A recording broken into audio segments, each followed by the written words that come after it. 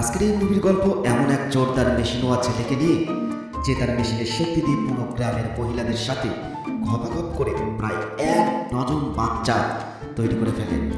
ভাইরে ভাই, পুরো মুভি শুধুই ঘপাঘপ আর ঘপাঘপ, কিন্তু এর পরের ঘটনা কি ঘটে তাই আমরা আজকের ভিডিওতে দেখব। তবে ভিডিও শুরু করার আগে আপনারা কে কোথায় থেকে আমাদের ভিডিওগুলো দেখছেন কমেন্টস করে জানাতে পারেন। আর ভিডিওটি ভালো লাগলে চ্যানেলটি অবশ্যই সাবস্ক্রাইব করতে একদমই ভুলবেন না। তো চলুন আর দেরি না করে আজকের মুভির গল্প শুরু করা যায়। মুভির কাহিনী শুরু হয় এমন এক গ্রাম দেখিয়ে যেখানে সব মেয়েরাই কাজ করত, সংসার চালানো, ক্ষেত কৃষি করা, এমনকি বাড়ির বাইরে সব কাজই মেয়েরা করত। মেয়েরা যেমন সুন্দর ছিল তেমনি বিনিবাস, কিন্তু এই মেয়েদের ঝিল থেকে এত পানি বের হতো যে রাতভর ঘপাঘপ করার পরেও তাদের ঝিলের পানি কমতো না। তখনই তাদের সর্দারের নজর পড়ে চাল বিক্রেতা মিয়ন নামের এক ছেলের ওপর। সে এক কোনায় বসে খাবার খাচ্ছিল। তো এদিকে সর্দারের কুটকুটানি একটু বেশিই ছিল, তাই সে মিয়নকে বিরক্ত করতে শুরু করে। মিয়ন তার সামনে জ্বলতে থাকা কয়লা হাত দিয়ে তুলে পানিতে ফেলে দেয়। এতে সে তার রাগ কন্ট্রোল করতে পারে, কিন্তু সর্দার তার পেনিক কন্ট্রোল করতে পারে না। তাদের অ্যাকশন দেখে সেখানে থাকা সব মেয়েদের গর্তে পানি চলে আসে। তারা ভাবে মিয়ন যতটা ভালো মারামারি করে ততটা ভালোই ঘপাঘপ করতে পারবে। তখনই সেখানে একজন দাদিমা বাহিরে আসে আর বলে, একে নিয়ে এত ভাবনা ভাবার কিছুই নেই। হাতির দাঁত দেখানোর একটা থাকে আর খাবার খাওয়ার জন্য অন্যটা। এই কথা শুনে সব মেয়েরা দাদির কাছে জিজ্ঞেস করে এটার মানে কি। তখন দাদি মিয়নকে দেখে বলে, এর কাছে গলা নাই, যা আছে তা অনেক দিন ধরে বন্ধ আছে। এটা শুনে সব মেয়েরা মিয়নকে দেখে জোরে জোরে হাসতে শুরু করে। মিয়নও এইসব দেখছিল, কিন্তু সে চুপ থাকে। এরপর আমরা মিয়নের বড় ভাই কিয়নকে দেখি। সে কোথাও যাচ্ছিল। কিয়ন খুবই হ্যান্ডসাম আর শক্ত সামর্থ ছেলে। ঘরের মধ্যে আগুন জ্বালিয়ে নিজেদের কাপড় শুকাতে শুরু করে। দুইজনকে দেখে বোঝাই যাচ্ছিল দুজনের মধ্যে কোনো মিল ছিল না, কিন্তু তারা যাত্রার শুরু থেকেই এমন ছিল না। আসলে 4 বছর আগে তারা দুই ভাই একই জায়গায় রাইস কেক বিক্রির কারণে মিয়ন আর তার ভাইয়ের সাথে কথা বলতো না। একদিন গ্রামের কিছু ছেলে কিমের সৌন্দর্য নিয়ে কথা বলছিল। তখনই একটা ছেলে বলে, কিম প্রতিদিন রাতে ঝিলে গোসল করতে যায়। এটা শুনে আর একজন বলে, তাহলে চলো আমরা আজকে রাতে তাকে দেখতে যাব। এসব কথা পাশে বসে মিয়নও শুনছিল। পরের দিন কিম যখন তার বাড়ি থেকে বের হয় তখন সে তার বাড়ির সামনে একটা মিষ্টির বক্স দেখতে পায়। এটা মিয়ন রেখেছিল। কিমও এটা বুঝতে পারে। এরপর বাড়িতে এসে কিয়ন তার ভাইকে বলে, আমি তাড়াতাড়ি বিয়ে করব। এটা শুনে মিয়ন তাকে শুভেচ্ছা জানায় আর বলে, মেয়েটাকে। তখন কিয়ন কাউকে বাইরে আসতে বলে। মেয়েটাকে দেখে মিয়নের মন একেবারেই ভেঙে যায়। এটা কিম ছিল। কিমকে নিজের ভাইয়ের সাথে দেখে মিয়নের অবস্থা দেবদাসের মতো হয়ে যায়। তাই সে একাই জঙ্গলের মধ্যে চলে আসে। তখনই সে জঙ্গলের মধ্যে আটকে থাকা একটা বুড়ো লোককে দেখতে পায়। তাই মিয়ন তাড়াতাড়ি করে বুড়ো বাবাকে জাল থেকে বের করে। এই কারণে বুড়ো বাবা মিয়নকে তার একটা ইচ্ছা পূরণ করবে বলে কথা দেয়। তাই মিয়ন বুড়ো বাবাকে তার ঝিমিয়ে পড়া মেশিনের কাহিনী শোনায়।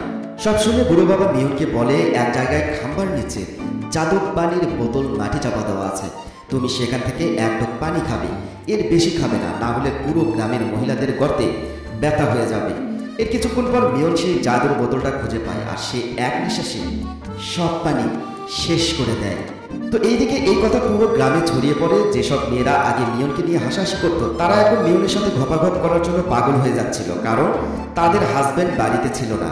মিয়ন এসব দেখে অনেক বেশি খুশি হয়, কিন্তু এরপরও সে নিজেকে কন্ট্রোল করে। একদিন সোহাইয়া নামের এক মেয়ের গর্তে একটু বেশি সুরসুরি হচ্ছিল। মিয়নও তার নিজেকে কন্ট্রোল করতে পারে না, আর সে সুয়ের সামনে পেছনে এমন ঘপাঘপ করে যে সুয়ের অবস্থা একেবারে খারাপ হয়ে যায়। যখন সুই মিয়নের সাথে ঘপাঘপ করছিল তখন বাহির থেকে সব মেয়েরা তা শুনতে পাচ্ছিল। এই কারণে তাদের গর্ত খুলে যায়। তাই সব মেয়েরা মিয়নের বাড়ির সামনে লাইন দিয়ে তাদের ঘপাঘপের সিরিয়াল আসার জন্য অপেক্ষা করতে থাকে। আর এদিকে মিয়নও সারা রাত তাদেরকে ঠান্ডা করতে থাকে। পরের দিন মিয়নের মেশিনের খবর রাজকুমারীর কাছে চলে যায়। তাই সে মিয়নকে নিয়ে নিজের গর্তে মেশিন চালানোর জন্য ব্যস্ত হয়ে পড়ে। তাই পরের দিন রাজা মিয়নকে ধরে নিয়ে আসে আর সে মিয়নকে বলে, তোমাকে আমাদের বিরোধী রাজাদের সাথে একটা প্রতিযোগিতা করতে হবে। যদি তুমি জিতে যাও তাহলে আমি তোমার ভাইকে যুদ্ধ থেকে ডেকে নেব। রাজার কথা মেনে পরের দিন মিয়ন প্রতিযোগিতার জায়গায় পৌঁছে যায়। সেখানে তাকে এবং বিরোধী দলের একজনকে নিজেদের মেশিনের সাথে ভারী ওজন বাঁধতে হবে। যে বেশি ওজন উঠাতে পারবে তাকে বিজয়ী ঘোষণা করা হবে। মিয়নের বিরোধী তার মেশিন দিয়ে 30 কিলো ওজন তুলতে পারছিল। এখন মিয়নের পালা। কিন্তু মিয়নের মেশিনকে বিজয়ী ঘোষণা করা হয় আর তাকে রাজমহলে খাবার জন্য ডাকা হয়। তখনই সেখানে রাজার সেনাপতি এসে সবাইকে বলে কিয়ন যুদ্ধে মারা গেছে, কিন্তু তার বডি পাওয়া যায়নি। এটা শুনে মিয়ন অনেক কষ্ট পায়। এদিকে কিমের অবস্থা খারাপ হয়ে যাচ্ছিল, তার জ্বর কমছিলই না। তখন গ্রামের একজন ডাক্তার মিয়নকে বলে তোমার মেশিন কিমের গর্তে দিয়ে রাখলে সে সুস্থ হবে। মিয়ন এটা করতে চাচ্ছিল না, কিন্তু সে কিমকে ঠিক করার জন্য তার গর্তে নিজের মেশিন ঢোকায়।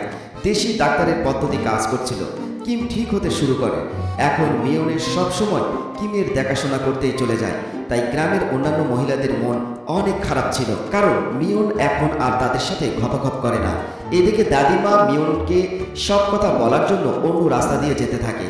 তখনই দাদি কিয়নকে দেখতে পায়, সে খুবই আহত ছিল। কিয়নকে দেখে দাদি তাড়াতাড়ি মিয়নের কাছে যায় আর তাকে সব কথা বলে দেয়। কিছুক্ষণ পর কিয়ন তার বাড়িতে আসে, কিন্তু কিয়ন বাড়িতে আসার আগে মিয়ন কিমকে নিয়ে অন্য কোথাও লুকিয়ে পড়ে, কারণ সে কিমের সাথে ঘপাঘপ করছিল। তাই সে তার ভাইয়ের সামনে লজ্জাতে আসতে পারছিল না।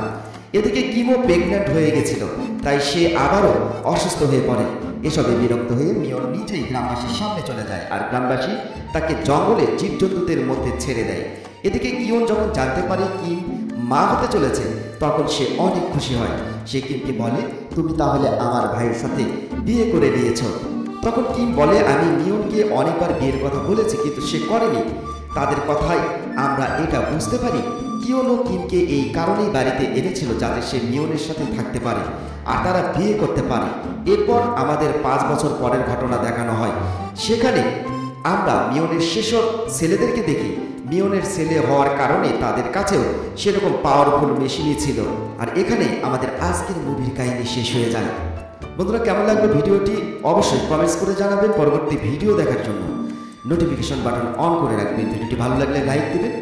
সবাই ভালো থাকবেন।